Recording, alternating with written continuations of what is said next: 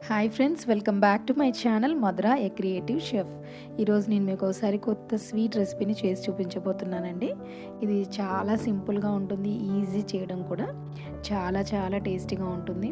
ఇలా నోట్లో వేసుకున్నామంటే వెన్నెలా కరిగిపోతుంది, అంత సాఫ్ట్గా ఉంటుంది. ఒకసారి మీరు కూడా ట్రై చేయండి. ఇప్పుడు చిలకడ దుంపలు వచ్చే టైం ఇది, చాలా దొరుకుతున్నాయి. ఒకసారి మీరు ట్రై చేశారంటే అసలు దాంతో చేసాము అంటే ఎవ్వరు నమ్మరు, అసలు అంత బాగుంటుంది.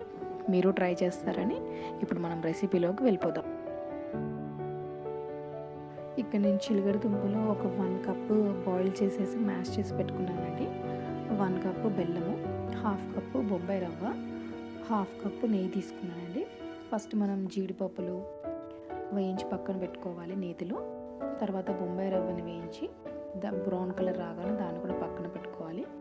మళ్ళీ అదే ప్యాన్లో నెయ్యి వేసుకొని చిలకడ దుంపలు మ్యాష్ చేసి పెట్టాం కదా, దాన్ని కూడా ఇలా ఫ్రై చేసుకోవాలండి. దాన్ని పక్కన తీసి పెట్టుకొని ఇప్పుడు 1 కప్ బెల్లంకి 2 గ్లాసెస్ వాటర్ని బాయిల్ చేయాలండి. అందులో బెల్లం వేసేసి బాగా మరగనివ్వాలి. ఈ టైంలో నేను 3 ఇలాచీని తీసుకొని పౌడర్ చేసి ఇందులో యాడ్ చేశానండి. కొంచెం బాయిల్ అవుతున్న టైంలో అది యాడ్ చేయాలి.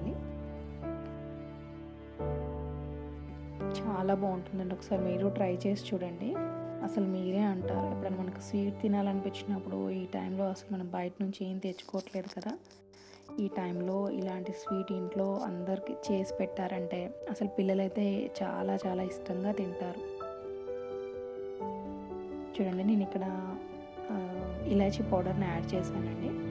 కాస్త బాయిల్ అయ్యింది కాబట్టి ఇప్పుడు నేను వేయించి పెట్టుకున్న రవ్వని ఇందులో యాడ్ చేశాను. ఒక 2-3 మినిట్స్ అలా కలుపుతూ ఉండండి ఒకటే డైరెక్షన్లో. ఇలా మనం కలుపుతూ ఉండడం వల్ల చాలా సాఫ్ట్నెస్ వస్తుంది.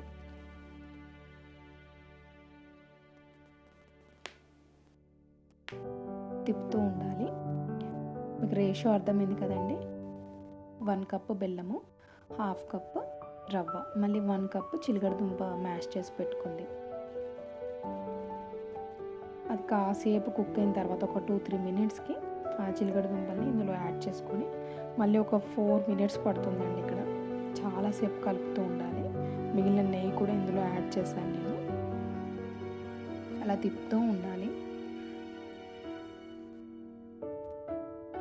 ఇప్పుడు కాస్త దగ్గర పడిన తర్వాత జీడిపప్పుల్ని ఇందులో యాడ్ చేసుకొని కాస్త నెయ్యి అంచుల్ని విడిచే వరకు కలపాలండి. అంతేనండి, ఎంతో సింపుల్గా ఇది ఈజీగా చేసుకోవచ్చు. మన ఇంట్లో ఎప్పుడైనా స్వీట్ తినాలనిపించినా, ఏదైనా ఫెస్టివల్ కానీ ఏదైనా సందర్భంలో ఇలా ట్రై చేసి చూడండి. తప్పకుండా ఇంట్లో వాళ్ళందరూ నచ్చుతారు. మీరు ట్రై చేస్తారని అనుకుంటాను. మీకు ఎలా వచ్చిందో కామెంట్స్ చేయండి. అండ్ ఫ్రెండ్స్, ఫస్ట్ టైం కనుక మా ఛానల్ చూస్తున్నట్లయితే ప్లీజ్ డూ సబ్స్క్రైబ్.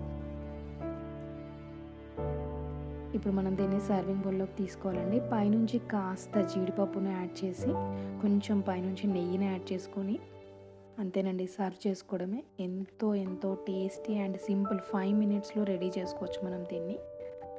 ఎంతో tasty and yummy healthy recipe ready అయిపోయిందండి. మీరు ట్రై చేసి మీకు ఎలా వచ్చిందో చెప్పండి.